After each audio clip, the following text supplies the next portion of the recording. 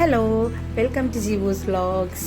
എൻ്റെ വീഡിയോ കാണുന്ന എല്ലാവർക്കും, എന്നെ ഇഷ്ടപ്പെടുന്ന എല്ലാവർക്കും വേണ്ടിയിട്ട് ഞാൻ വീണ്ടും ഒരു വീഡിയോയുമായിട്ടാണ് എത്തിയിരിക്കുന്നത്. ഒരു മൾട്ടി കളർ ഡിഷ് എന്ന് തന്നെ പറയാം. നിങ്ങൾ തംബ്നെയിലിൽ കണ്ടു കാണുമല്ലോ അല്ലേ? ഒരു സിമ്പിൾ ഫ്രൈഡ് റൈസുമായിട്ടാണ് വന്നിരിക്കുന്നത് കേട്ടോ. ദേ കണ്ടേ, മൾട്ടി കളർ തന്നെയല്ലേ? എന്നാൽ നമുക്കൊന്ന് ട്രൈ ചെയ്ത് നോക്കിയാലോ? വായോ എൻ്റെ ഒപ്പം.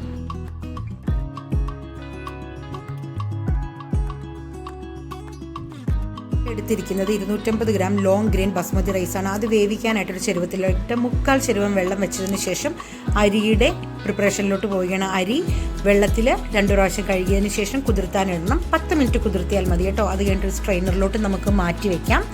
അപ്പോഴേക്കും നമ്മളുടെ വെള്ളം ഏകദേശം തിളച്ചിരിക്കും. റൈസ് ഉണ്ടാക്കാനായിട്ട് വെച്ചിരിക്കുന്ന വെള്ളത്തിലോട്ട് നമുക്കിനി കുറച്ച് ഉപ്പ് ചേർത്ത് കൊടുക്കാം. വെള്ളത്തിൽ ഒരല്പം മുന്നിൽ നിൽക്കുന്ന രീതിയിൽ വേണം ഉപ്പ് ചേർത്ത് കൊടുക്കാൻ. പിന്നെ നമ്മൾ ആഡ് ചെയ്യേണ്ടത് വെജിറ്റബിൾ ഓയിലാണ് കേട്ടോ. നമ്മുടെ സാധാ വെളിച്ചെണ്ണയോ നെയ്യോ അങ്ങനെയുള്ളൊന്നും ആഡ് ചെയ്ത് നമുക്ക് ഈ റൈസിൻ്റെ ഒറിജിനൽ ഫ്ലേവറാണ് വേണ്ടത്. നമുക്ക് സ്പൈസസ് ഒന്നും ചേർക്കേണ്ട ആവശ്യമില്ല. പ്ലെയിൻ ആയിട്ട് വേവിച്ചെടുക്കുക കേട്ടോ. വെജിറ്റബിൾ ഓയിൽ ചേർത്തത് അത് തമ്മിൽ ഒട്ടിപ്പിടിക്കാതിരിക്കാൻ വേണ്ടിയിട്ടാണ് കേട്ടോ. റൈസ് ഇങ്ങനെ വിട്ട് കിടക്കാൻ വേണ്ടിയിട്ടാണ്.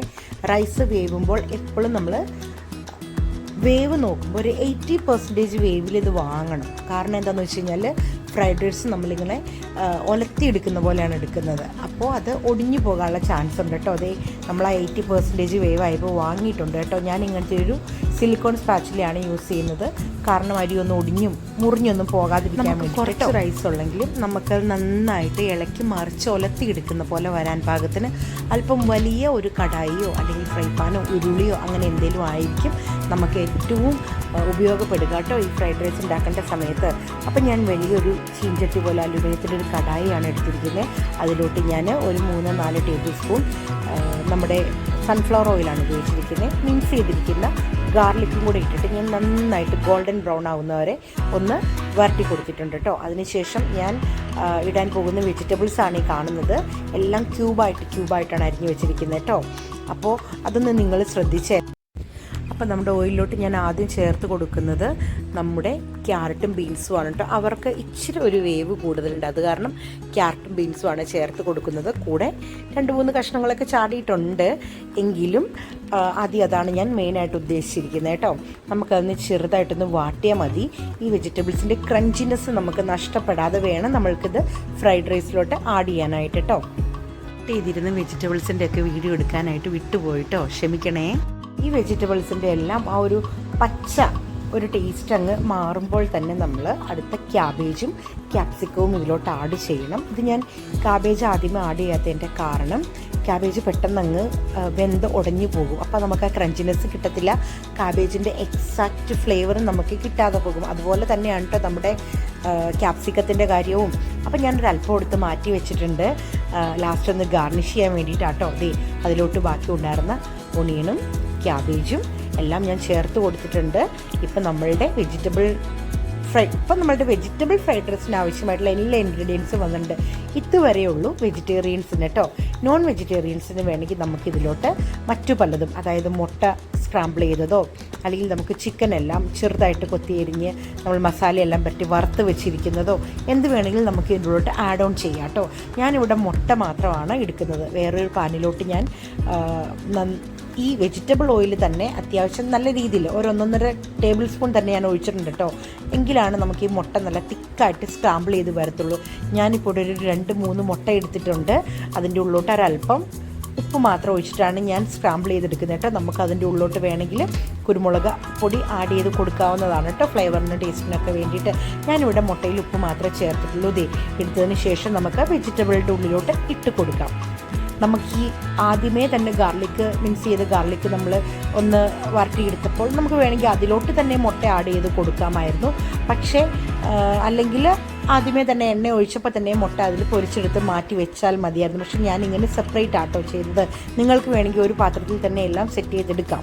ഓക്കെ, അങ്ങനെ ഈ മുട്ടയും കൂടെ ഈ വെജിറ്റബിളിൻ്റെ കൂടെ ഇട്ടിട്ട് അധികം നേരം ഇളക്കിയൊന്നും വെക്കണ്ട. വെജിറ്റബിൾസിന് വേണ്ടിയിട്ട് മാത്രമുള്ള ഉപ്പ് ചേർക്കണം കേട്ടോ. നമ്മൾ ഉപ്പ് ചേർത്ത് ഒന്നുകൂടെ ഒന്ന് ഇളക്കി ഒന്ന് മിക്സ് ചെയ്യുക. ഞാൻ പറഞ്ഞല്ലോ, ക്രഞ്ചിനെസ് നഷ്ടപ്പെടാതെ നമ്മൾ സൂക്ഷിക്കണം. ഞാൻ ചൂടാറാനായിട്ട് ഞാൻ ആ തുളപ്പാത്രത്തിൽ നിന്ന് അരിപ്പ പാത്രത്തിൽ നിന്ന് ഞാൻ 2 പ്ലേറ്റിലോട്ടായിട്ട് മാറ്റിയിരുന്നു കേട്ടോ.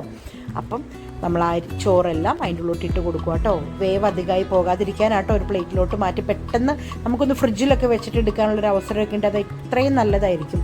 രാവിലെ ഒന്ന് റൈസ് ഉണ്ടാക്കി ഫ്രിഡ്ജിൽ വെച്ച് ഒരു വൈകിട്ട് ഉണ്ടാക്കുക, അങ്ങനെയൊക്കെ ചെയ്യുന്നത് ഈ റൈസിൻ്റെ ഒരു പ്രത്യേക ഒരു ടേസ്റ്റ് തരാനും അതുപോലെ ഒടിഞ്ഞു പോകാതിരിക്കാനും ഒരു ബലം കിട്ടും റൈസിന് കേട്ടോ. നമ്മൾ റെസ്റ്റോറൻറ്റിൽ നിന്നെല്ലാം മേടിക്കുമ്പോൾ നമ്മുടെ റൈസിന് എപ്പോഴും ഒരു ബലമായിരിക്കും. അത് ഒരു റൈസ് പോലും ഒടിഞ്ഞു പോകത്തോ ഒന്നും ചെയ്യാത്ത രീതിയിലായിരിക്കും, നല്ല ഭംഗിയായിരിക്കും ആ പ്രസൻറ്റേഷൻ തന്നെ. അപ്പോൾ നമ്മൾ എപ്പോഴും നമ്മൾ വുഡൻ ആയിട്ടാണെങ്കിലും സ്റ്റീലിൻ്റെ ആണെങ്കിലും നമ്മുടെ ഇളക്കുന്ന തവികൾ ഉപയോഗിക്കാതിരിക്കാൻ ശ്രദ്ധിച്ചു കഴിഞ്ഞാൽ ഈ പറഞ്ഞ പോലെ റൈസ് നല്ല പെർഫെക്റ്റ് ആയിട്ട് കിട്ടും കേട്ടോ. ഇപ്പം എന്താ പറയുന്നത്, നമ്മുടെ റൈസിൻ്റെ അവസാന ഘട്ടത്തിലോട്ട് എത്തിയിട്ടുണ്ട്. നല്ലൊരു ഫ്ലേവറും ഒരു മണമൊക്കെ ഉണ്ട് കേട്ടോ. ഞാൻ മണത്ത് നോക്കിയിട്ടോ, എന്തായാലും ഞാൻ ഉദ്ദേശിച്ച ഒരു ടേസ്റ്റിലൊക്കെ വന്നിട്ടുണ്ട്.